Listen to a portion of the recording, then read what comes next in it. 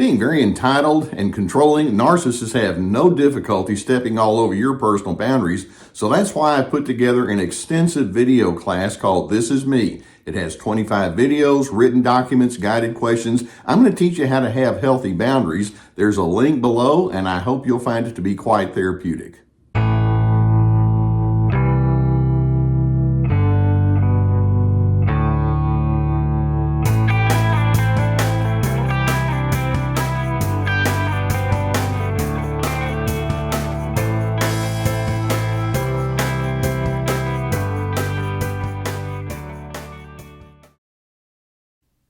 There's a question that each one of us has to come to terms with multiple times every day, just about, and that is, how much do you want to reveal about yourself? And the answer is, well, it all depends. There are different variables that we have to take into account. How well do I know the person in front of me? What is the topic we're talking about? And is it something that I'm comfortable in going into? Do we have time to invest in these kinds of things? Do I have the energy to go into that space? Or is this a relationship that's just more of a shallow relationship? So there are various kinds of things we have to consider in terms of self-revelation. Now, healthy individuals realize that if you're going to have closeness and if you're going to have a sense of cohesion, particularly as we go more and more into an intimacy with one another, self-revelation and openness is a very good and necessary ingredient. Now, this brings us to our friends, the narcissists. How much of themselves do they reveal? And as you get into that topic with them, their whole thinking is much different. Let's keep in mind that narcissists are in constant service of oneself, and so they're constantly strategic in terms of how much they're going to reveal about themselves and how much they want. Secretiveness is built into who they are. Their false self is fully in charge. Let's keep in mind, false, it's not accurate. And so they have a chronic inclination toward dishonesty and cover up. In other words, what they reveal about themselves is not necessarily at all who they really are. You know, you'd like to ask the question to them, is it really worth it to you to be chronically secretive and to hold back on who knows whatever it is you're holding back on? And if they could be honest, which of course secretive people aren't honest, but if they could be honest, they'd say, oh yeah, it's worth it to me. There are quite a few advantages that I can have as I become secretive. And so what I'd like to do is I'd like to figure out what their secretive style says about who they are. And the more you understand why they want to go into this kind of pattern in the first place, the more you realize what you're dealing with and you can make your plans accordingly. Why are narcissists so secretive? What do they think they're going to gain out of it? Now, the first thing I'm going to mention is, number one, they have to be in control. And the person who controls the amount or the flow of information in any kind of venue is the one that presumably is going to be in charge. In the narcissist's mind, they keep secrets and they think, you're going to know about me on a need-to-know basis. If I feel like I can stay in control over you or say things that's going to keep you under my subjugation, then I'm willing to do that. If not, I don't go there. A second thing that we can learn about narcissists regarding their secrets is they like, as in they're defined by, they like their deviousness. Now, it's not as though they think, well, I guess I need to do it. It's like, no, I actually enjoy it because, you see, that makes me feel powerful. This is an off-take from point number one. They get a rush when they know that they have an edge over you. And so if there's something back here in the corner that they're not talking with you about, or some plans or people and all like that it's like, I'm not about to tell you, it's like, I like the surge of power that it brings to me, and that they're all into dominance, and this is a way for them to maintain dominance. A third thing that we can learn about narcissists and their secretiveness, and that is they will probably rationalize, if you were to call them out on their being secretive, they would probably rationalize and say, hey, look, I'm just setting boundaries. And so they try to dress it up with a title, with a name that we actually can embrace. Oh yeah, having good boundaries is good. But actually, the further you look into this is not a healthy definition of boundaries. What they're doing is they would be more accurate to say, I'm building a thick wall of defense around myself because I must have those thick walls up. When you have healthy boundaries, you're talking about knowing what your priorities are so that you can have the cleanest form of relationship with others. I'm going to respect you just as I respect myself, and you, at least in the respect category, are not under consideration with the narcissist. Then a fourth thing that we can say that we can learn about a narcissist being secretive, and that is there's much about their own identity that's shameful.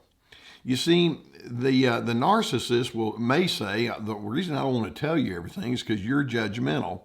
But the actual truth of all of that is they would actually think to themselves, actually, I've looked at myself and I have already deemed myself to be shameful. Therefore, there's no way I want to express or expose any of that to you. And so these are very shame-based people. It's like, I don't want my real self to be known. It's not going to work out well. I'm not going to look good, and I've got to keep all that covered up. They don't like admitting that, but it's very much a strong motivation that they have.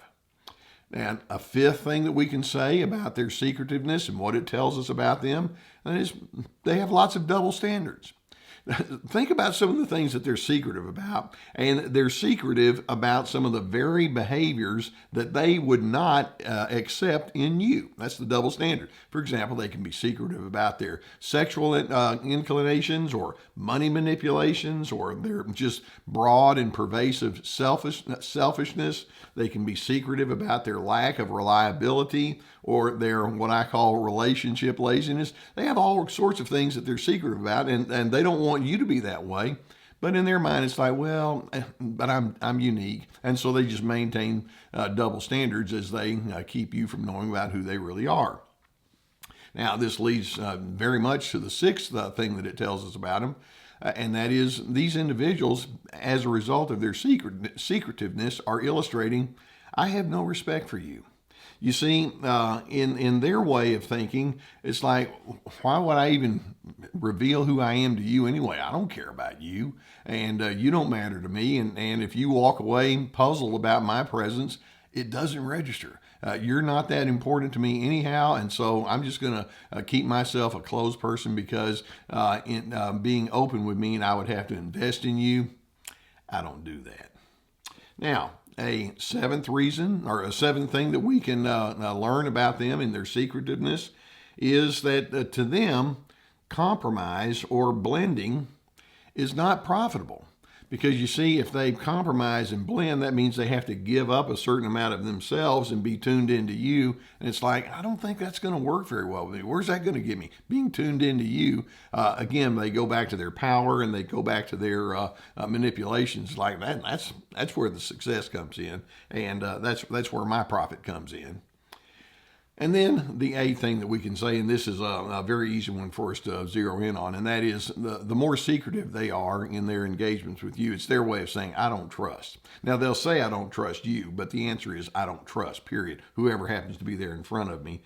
They have too much pain. They have too much chaos on the inside of themselves, and it's like it just hurts too much to get into that, and it makes me look bad, so they just can't trust. So you've heard it said that everything you think, say, or do, or in this case, not do, reveals a whole lot about yourself. And the narcissist's secretiveness reveals that they have a great deal of strain and difficulty. Now let's go back and underscore openness in its right context can be a very good thing, and it would require certain ingredients to be in play. Let me run through a few of these real quickly, and we're going to see where healthy individuals can have this, and it's going to leave the narcissist weighing the dust on this one. When you're open, it means that you appreciate the interconnectedness that we all have with one another. No one's a complete island unto themselves. If you're open, you have a handle on anger. Now, I don't know if you can see this, but it's like, sometimes we may conflict with one another. But it's like, well, if you tell me about you and I tell you about me, and if it's different, we're not going to get mad at each other. We're not going to blow each other away with our bad tempers. The narcissist will, but they're way too cynical. But open people, it's like, no, I can handle anger and conflict well. In addition, with your openness, you just start with the notion that says, I don't have a whole lot to hide about myself. You can keep your egotism in check. Selfishness is not the centerpiece to your personality anyway. You respect yourself enough to where you think, well, why would I dedicate my life to secretiveness and being dishonest? That doesn't make sense. I respect myself more than that. And then, in addition, open individuals will also say, and I respect you. I want your time with me as much as common sense will allow to be profitable and to be beneficial for both of us. Let's see if we can make this work. So narcissists are known, the false self, for keeping secrets and keeping that veneer up, that very thick wall of defense. If they could be honest, of course their secretiveness won't allow this, but if they could be honest, they would say, I am a pain-filled and pain-riddled person, and I just can't have that openness. It's too hard for me. And they might say, despite the natural downside to being a keeper of secrets, this is still a strategy I'm going to hold on to. I'm committed to that. My response to that is, well, it's no secret that your secretiveness is not workable. I think I'm going to need to move on with people who know how to handle relationships with a much greater deal of openness. Thanks, but I can do better than that. Now, I hope the videos such as this can give you some good awareness of what you're dealing with. If you've not already hit that subscribe button, I would encourage you to do so. I love being on your journey with you. Just know that I consider it an honor. Now, there are times when you're dealing with something like this that it could be helpful for you to have a therapist who could help you sift this out, because there can be so many tangential issues related to all of this. If you have a need, you know we've been sponsored by the people at BetterHelp.com. There's a link below the video here that will take you to their website. It can be so helpful for that person to sit down and listen to your story and talk with you and see if you can come up with some insights and adjustments so that you can manage these circumstances as wisely as you can. So as the need is there, please go through the link and get the assistance that you would so deserve.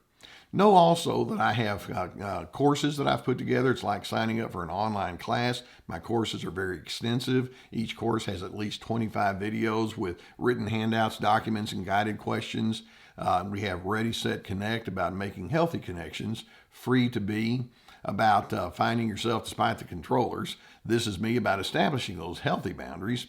We also have on my website, we have my webinars that I've presented. These are 90-minute presentations along with access to my podcast, lots of articles, my books, so plenty of resources. Keep in mind, narcissists don't just keep secrets. They are committed to being secretive as a part of their character. They don't have the integrity that's necessary to have healthy relationships. Knowing that, I'm hoping you can say, I'm stepping away from that. I need to be somebody that's devoted to integrity. I want to be a steady person individually in my emotions. And in doing so, I hope it assists you in your effort to find your peace.